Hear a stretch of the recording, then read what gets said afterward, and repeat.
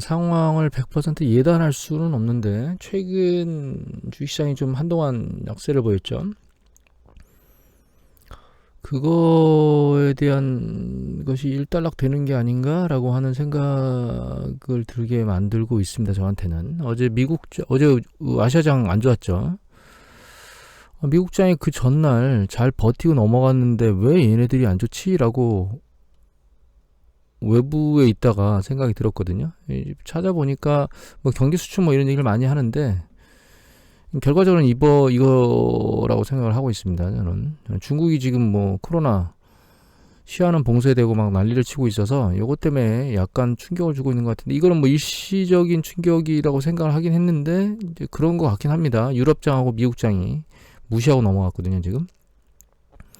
물론 이제 미국장이 강도가 세게 올라가고 있는 건 아닌데 일단 아시아장이 이럼에도 불구하고 중국이 지금 시한 봉쇄를 하긴 했는데 전면 봉쇄를 뭐 몇 달간 한 건 아니고 잠깐 뭐 일주일인가의 시장 같은 경우에는 일단 봉쇄를 하고 여기서 대응이 잘 되면 다시 또 풀릴 거기 때문에 아직은 눈치 보기를 하고 있는 것 같아요. 이 부분에 대해서는. 그리고 섹터 순환을 보면 어제 이제 섹터를 보면 에너지가 계속 깨지고 있거든요. 이 차트를 보면 이거는 피델리티 사이트에서 보는 겁니다. 최근 보면 이게 에너지입니다. 이게 파란 게 에너지가 계속 깨지고 있거든요. 지금 속도 굉장히 빨라요. 그리고 에너지 관련해서 좀 더 보면은 이 부분을 봐야 될 것 같은데, 이건데 이게 지금 API 데이터거든요. 미국에 이게 누적치를 예측하는 건데 잘 보시면 이게 실제거든요. 이게 예상이고, 그런데 예상치가 계속 마이너스가 날 거라고, 재고가 마이너스가 날 거라고 계속 예상을 하고 있는데 계속 플러스가 나고 있어요. 재고가 계속 쌓이고 있다는 뜻이겠죠. 에너지 가격이 지금 떨어지고 있거든요. 어제 100달러 밑으로 떨어졌다가 100달러 위로 살짝 올라갔는데 그 추세를 못 이루고 밑으로 다시 쓸려 내려갔습니다. 물론 이게 추세적으로 더 세차게 내려갈지는 좀 봐야 되긴 하겠는데, 기사 중에 이런 기사가 있어요. 여기 보시면 이거는 뉴즈원 동아일보 기사인데 7월 4일자 기사입니다. 이거 누가 올리셨나? 그냥 뉴즈원이라고 돼 있네. 뉴즈원에 올린 걸 동아일보에서 받았다는 뜻인가요? 잘 모르겠네. 중국만 신났다는 거예요. 러시아가 헐값으로 계속 주식이라네. 석유를 수입하니까 이란이 석유를 중국에 수출하는 게 줄었나 봐요. 그래가지고 이란도 가격을 깎아가지고 중국에다가 수출하려고 한다, 이런 얘기를 하고 있는 겁니다. 여기 부분 이제 중국으로 들어간 게, 여기 보면 이게 러시아, 이란, 이게 앙고라, 이게 콩고 이렇게 돼 있었는데 1월달에 보시면 점점 러시아가 쭉쭉쭉쭉 올라가고 있잖아요. 그러니까 이란이 짜증이 나가지고 가격을 내리고 있다, 이런 얘기를 하고 있거든요. 물론 이게 아직 눈에 딱 들어오지는 않고 있습니다. 이거는 네스테 데이터인데요. 보시면 이게 브렌트이고 이게 우랄이거든요. 근데 보시면 이제 가격 패턴이 비슷하고 이 갭이, 그러니까 이 두 개 차겠죠. 이 두 개의 차를 보면, 이 두 개의 차를 보면 차가 급격히 늘어났다가, 그러니까 이게 지금 우랄에서 브렌트를 뺀 거니까 우랄이 상당히 많이 내려갔다가 다시 위로 쭉쭉쭉 폭을 줄이고 있잖아요. 그러니까 이제 이 뉴스 보도만큼 이란이 내려서 다시 그 러시아가 내리고 이러면 얘가 좀 더 벌어지겠지, 아래로. 근데 아직 그 조짐은 없어요. 다만 결과적으로는 이란도 제재에 들어가서 수출할 곳이 만만치 않아서 중국 쪽만 많이 들어가는 것 같습니다, 보기에는.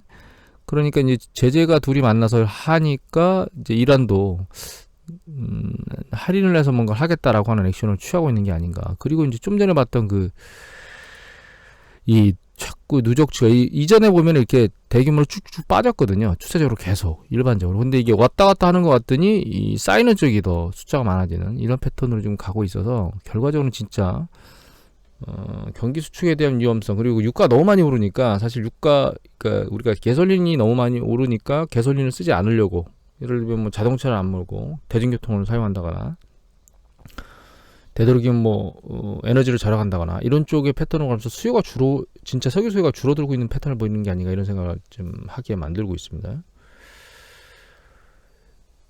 그리고 구리 가격도 지금 만만치 않게 계속 아래로 쓸려 내려가고 있거든요. 한 달치 보면 계속 쓸려 내려오고 있죠, 그냥. 근데 구리는 좀 뭔가 느낌이 좀 이상합니다. 왜냐면 이게 이제 그 콜하고 풋옵션이거든요. 이 방향에 있으면 콜 베팅을 하고 있는 거고, 이거 구리입니다, 이거. CFTC 쿠퍼 스페큘러티브 넷 포지션인데 위면 콜이고 아래면 풋이거든요. 근데 지금 풋 포지션이 커요. 그리고 계속 늘어나고 있습니다. 이게 주간 단위로 나오는 겁니다. 아직 유가는 그런 움직임이 있지는 않습니다. 유가는. 그래서 구리 같은 경우에는 지금 계속 하락 베팅을 하고 있는 투자자들이 많다. 투기성 투자자들이 많다. 이렇게 이거는 실제로 구리를 하는 수요자들, 산업재에서 막 수요로 당겨가는 사람들 말고 그냥 가격으로 인한 이익 차익을 보기 위한 사람들의 그 콜 풋 옵션에 대한 총 합이라고 보시면 되거든요. 경기 수축 국면 쪽으로 베팅을 하고 있는 건 맞는데, 이미 말씀드렸지만 실제로 경기 수축이 현재 진행이 될 수 있는 언저리에 있긴 합니다. 정점에서 수축으로 넘어갈 수 있는 그 언저리에 있긴 한데, 실제로 수축이 완전히 되고 있다 이렇게 판단할 수는 없는 상황이고,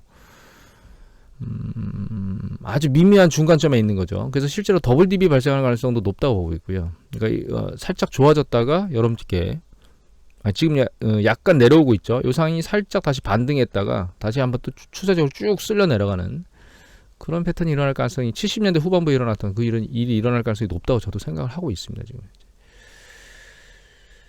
그리고 어제 나온 지표 중에 이제 ISM 제조업 지수가 나왔거든요. 제조업 지수가 비제조업 지수, 서비스업 지수죠. 이겁니다. 어디 갔어? 이거네요. 예상치가 54.3이었는데 그 55.3으로 기대치보다 높게 나왔습니다. 그리고 그 이전이 55.9니까 큰 폭으로 내려가지는 않았어요. 그러니까 미국에서는 지금 그 항공 여객기 여행자 처리 숫자에서도 볼 수 있듯이 아직 경제가 서비스업 중에서는 탄탄하게 움직이고 있다, 이렇게 보시면 될 것 같아요. 우리 마켓에서 나오는 PMI, 서비스업 PMI 지수는 전 월보다 더 높게 나왔습니다. 51.6이었는데 전월이 50.7로 더 증가하게 나왔어요. 그리고 이게 미국의 그 신규 일자리, 거든요. 아직 뭐 그렇게 감소세가 있긴 한데 아직 상황은 탄탄한 수준에 있는 그런 상황이기 때문에 미국 경제가 탄탄하다. 그리고 이제 어제 보여드렸잖아요. 그 가계 뭐 DSR이나 혹은 뭐 연체율이나 이런 것들이 아직까지는 큰 문제를 보이지 않고 있어요. 물론 기사에서는 지금 집을 잃고, 그러니까 월세나 이런 것들이 너무 많이 올라가지고 집을 잃고 차에서 잔대는 등 뭐 이런 그 슬픈 소식들이 계속 나오고 있습니다. 그리고 뭐 쫓겨날 상황이 돼 있다는 이런 슬픈 소식이 나오고 있긴 한데, 이제 그거는 어느 영역이든 간에 한계치에 몰려있는 가계와 기업이 존재는 하거든요. 근데 그게 점진적이면, 그러니까 지속적이면서 여러 개로 이제 그러니까 여러 가계나 기업으로 퍼져나가는 그런 부분이 점진적으로 계속 진행돼야 경기 수축 국면으로 빠지는 거지. 지금은 단기간에 인플레이션 압력이 너무나 올랐기 때문에 그렇게 고통을 호소하는 세대는 있을 수밖에 없습니다, 사실. 근데 그것만 가지고 공포에 휩싸일 이유는 없고, 지표상으로 놓고 보면 아직은 좀 버티고 있다, 이렇게 이해하시면 될 것 같아요. 그리고 이 에너지 부분, 이제는 여기 보시면 유럽 천연가스 있죠. 얘가 맹위를 떨치고 있다가 최근에 이 오늘자입니다. 오늘자로 놓고 보면 그 맹위가 줄어들고 있고, 에너지 영역인데 전부 다 빨갛죠, 지금. 그렇죠? 푸틴이 독일로 가는 60%의 러시아를 잠근 것 때문에 난리를 쳤던 그 맹위가 사라지고 있습니다, 지금. 다른 모든 에너지 전부 빨간색으로 줄어들고 있고, 여기 밑에 보면 이거는 금속이거든요. 정말 특이한 건 금입니다, 금. 저도 금이 이렇게 빨리 떨어지는 이유를 지금 판단을 잘 못하겠습니다. 일단 여러분들이 지난번에 가끔 말씀드렸지만, 인플레이션을 해지한다고 얘기를 금이 하는데, 인플레이션 해지를 할 때도 있고 안 할 때도 있다고 말씀드리긴 했었는데, 이게 금이 인플레이션을 해지하는 가장 중요한, 그러니까 그 해지했던 가장 핵심, 해지하는 상황을 보여줬던 그 시기는 70년대입니다. 70년대. 71년 그 8월 15일 날 닉슨이 불태환 선언한 이후에 1차적으로 상승하고, 그 다음에 2차적으로 이제 그 1, 2차 석유 파동 때 원자재 가격이 다 오를 때 따라 올랐거든요. 그때만 생각하면 그게 맞는 것처럼 보이는데, 금값은 그것만 가지고 작동하지는 않습니다, 사실은. 좀 더 복잡한 것들이 포함되어 있고, 또 예전에 한번 보여드렸을 거예요. 아마 금값이 상대적으로 굉장히 높다고 하는 점. 그럼에도 불구하고 이게 갑자기 떨어지는 건 제가 이해를 잘 못하겠는 게, 사실 금이 다른 대체 투자할 곳이 있으면 금값이 안 올라가고 그쪽으로 넘어갑니다. 그건 왜 그러냐면 금을 소유한다고 해서 무엇이 생기는 건 없어요. 근데 주식을 소유하게 되면 배당이나 혹은 이제 EPS가 늘어나면서 자산이 증가하게 되거든요. 그래서 주식이 투자 대안처로 올라오면 금은 사실은 투자 매력도 떨어집니다. 근데 지금은 시장이 약간 불확실한 상황인데 금이 있고 주식이 있고 강력한 대안책이냐, 그렇게 생각은 하지는 않고 있거든요. 그런 상황에서 인플레이션 압력이 아직은 일정 부분 유지될 것이다라고 하는 생각 부분이 좀 있다면 금값이 이렇게 빨리 떨어지는 건 저도 좀 이해하기가 좀 쉽지는 않습니다. 물론 금값이 올라가지 않을 거라는 생각을 했지만 이렇게 빠른 속도로 떨어질 거라는 생각은 안 했거든요. 여하튼 일단 전체적으로 놓고 보면 흐름이 약간 뭔가 지금 최근에 막 난리를 쳤던 그 흐름이 약간 바뀌고 있는 게 아닌가 이런 생각이 들고요. 이거는 팩셋에서 기업들 EPS 보고 나온 겁니다. 7월 1일자입니다. 존 버터라고 하는 분이 올리셨는데, 이거 보시면 이게 이제 EPS 3개월, 그러니까 지난 2분기 동안 EPS의 변화를 예측치를 하는 건데, 이게 이제 각각 그 시기별로 예측치를 했던 거거든요. 근데 일반적으로는 깎는답니다. 분기별로 움직이면서 EPS 측정치가, 그러니까 날이 가면서 계속 준다는 거죠. 근데 이게 1.1% 주는 걸로 나온 거고, 이거는 뭐 과거 추세치를 놓고 보면, 전체적으로 놓고 보면 그렇게 높은 수치는 아니다, 이렇게 얘기가 나오고 있고, 그 다음에 이 얘기 중에서